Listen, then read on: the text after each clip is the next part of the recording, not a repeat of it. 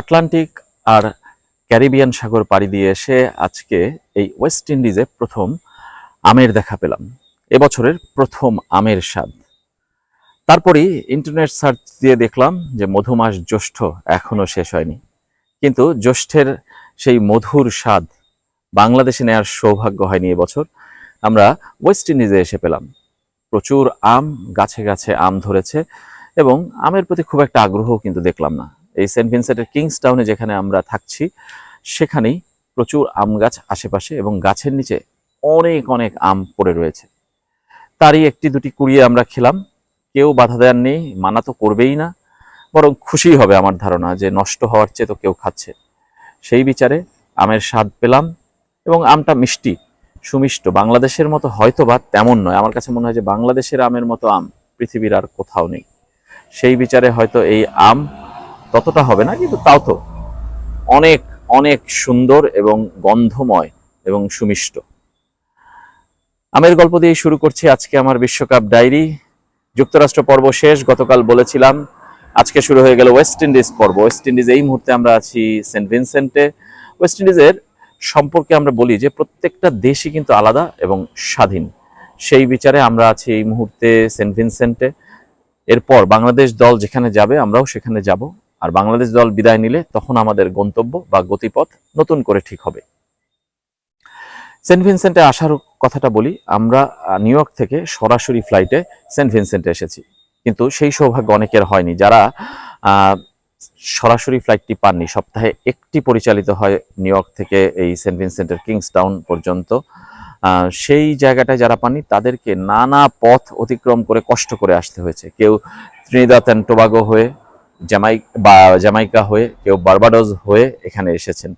সেই ধাপগুলো পেরিয়ে শেষ পর্যন্ত সবাই কিন্তু সেন্ট ভিনসেন্টে এসে পৌঁছেছেন এবং বাংলাদেশের ম্যাচ কালকে, সেই ম্যাচটি তারা নিশ্চয়ই দেখবেন এবং বাংলাদেশের খবর তারা তুলে ধরবেন। কিন্তু এই সেন্ট ভিনসেন্ট কিংবা অ্যান্টিগা কিংবা বার্বাডোস কিংবা ত্রিনিদাদ, ওয়েস্ট ইন্ডিজের যে পর্বেই যে প্রান্তেই আপনি যান না কেন, এই হ্যাসেলটুকু বহন করতে হবে। প্রচুর ছোট ছোট ফ্লাইট, কিন্তু সরাসরি ফ্লাইট নেই। হয়তোবা আপনি আধা ঘন্টার ফ্লাইটের জন্য 20 ঘন্টা ঘুরে যেতে হবে।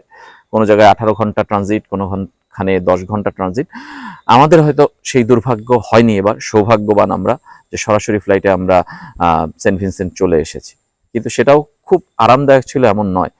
ভোর 7:30টায় ফ্লাইট, এয়ারপোর্টে যেতে হয়েছে রাত 4টার মধ্যে। নির্ঘুম আরেকটি রাত কেটেছে। এই কথা বলতে বলতে হয়তোবা আমরাও ক্লান্ত হয়ে গেছি, আপনারাও হয়তোবা বিরক্ত হয়ে যাচ্ছেন, কিন্তু সত্যিই তাই। ওয়েস্ট ইন্ডিজ, যুক্তরাষ্ট্র এগুলো এমন একটা জায়গা যেখানে আসলে অনেক ট্রাভেল করতে হয়, অনেক দূরত্ব অতিক্রম করতে হয়, এবং প্লেনে করলেও সেটা খুব যে আরামদায়ক হয় তা নয় আসলে, কখনোই না। সেইভাবে আসলে আমরা এসে পৌঁছেছি, সব ঠিকঠাক মতোই ছিল, কোনো ঝামেলা হয়নি। ওয়েস্ট ইন্ডিজে লাগেজ হারিয়ে যাওয়ার যে ঝুঁকি সেটা এখন পর্যন্ত আমাদের হয়নি। আমরা ঠিক মতোই লাগেজ বুঝে পেয়ে আমাদের আবাসস্থল আগামী 5 দিনের যেখানে আমরা থাকবো অন্তত পক্ষে, সেইখানে আমরা উঠে পড়েছি। এবং সেই জায়গাটা একদমই ক্যারিবিয়ান সাগরের খুব কাছে। হয়তোবা বাসা থেকে দেখা যাচ্ছে না, কিন্তু হাঁটা দূরত্বে 2 থেকে 3 মিনিটের। সুতরাং বুঝতেই পারছেন যে এই ছোট্ট দ্বীপের 4 দিক দিয়েই সমুদ্র, এবং সমুদ্রটা এখানের মানুষের সাথে মিলে মিশে অঙ্গা, মানে একদমই তাদের জীবনের সাথে, জীবিকার সাথে মিলে মিশে যায়। পর্যটন ব্যবসা এখানে সবচেয়ে বড়, মাছের ব্যবসা এখানে সবচেয়ে বড়, যে কারণে এই সামার, এখন গ্রীষ্মকাল চলছে, প্রচুর পর্যটক আসছেন ইউরোপ, আমেরিকা থেকে এই সব দ্বীপগুলোতে। অল্প কয়েকদিন থাকবেন, ঘুরে বেড়াবেন, তারা সেই দৃশ্যগুলো উপভোগ করে আবার চলেও যাবেন। আমরাও তাই চেষ্টা করব ঘুরে দেখার, এবং অবশ্যই ক্রিকেটটা আমাদের সবচেয়ে প্রায়োরিটি। ক্রিকেট নিয়ে আমরা থাকার চেষ্টা করব এবং বাংলাদেশ দলকে অনুসরণ করব। আরেকটা শেষ কথা বলতে চাই যে আজকে আমরা এই ওয়েস্ট ইন্ডিজে ঢোকার পর যত মানুষের সাথে পরিচিত হয়েছে, যত মানুষের সাথে কথা হয়েছে, সবাই হেল্পফুল, সবাই সাহায্য করতে চায় একদমই। ট্যাক্সির ড্রাইভার থেকে শুরু করে, মোবাইলের সিম কার্ড কেনার জায়গা থেকে শুরু করে, স্টেডিয়ামের কর্মী থেকে শুরু করে সবাই আমাদেরকে সহযোগিতা করতে চায়। যুক্তরাষ্ট্রে এমনটা আমরা দেখিনি।